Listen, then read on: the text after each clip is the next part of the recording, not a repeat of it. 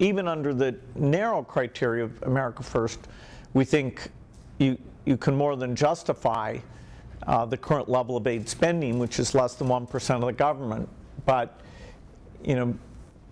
people, it is causing people to be question that more.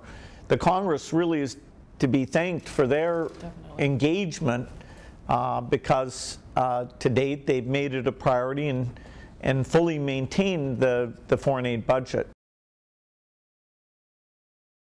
It's the repeated pattern over time. I mean, you just have to go look in Twitter to see the disparaging comments over and over and over again about women and minorities.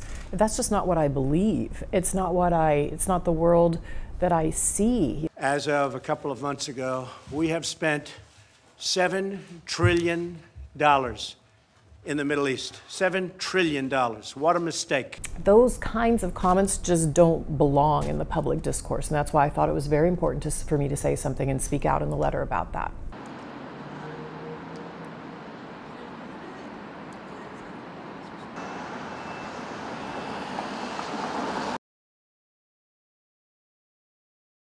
Our dream, without knowing if it was all achievable, was to have a dramatic impact.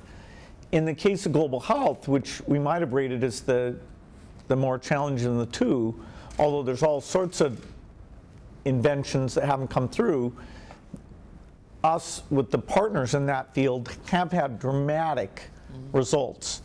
The reduction in death, particular diseases like polio getting close to eradication. And, so that's to be celebrated, to be shared, it's phenomenal.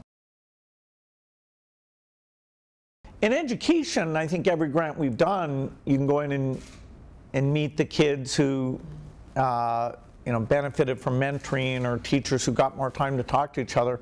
But the idea of, would all of those be sustained once we left, and would they scale up so that the average figures for the country as a whole would move substantially the same way they have in global health, that which we never had any reason to think would happen, that same dream still is ahead of us in education, even though we feel great about what we've done and the local impacts, and we're still as ambitious as ever and hopefully smarter. We are not seeing the mobility out of poverty in the same way in the United States as it used to exist. So that is, where you are born makes an enormous difference, and where you are as you grow up and become a young teen makes a huge difference on whether you actually have a chance of getting out of poverty. We started this group called the U.S. Mobility Out of Poverty Initiative with a group of other leaders, practitioners, academics, NGOs, civil society working in the field, to try and say, what are the other elements of poverty and that people could take on, whether it's foundation or government or local governments, to actually strengthen that move out of poverty for families. And so we were interested in that question. We as a foundation have not yet decided which of those pieces, if any, we will specifically take on.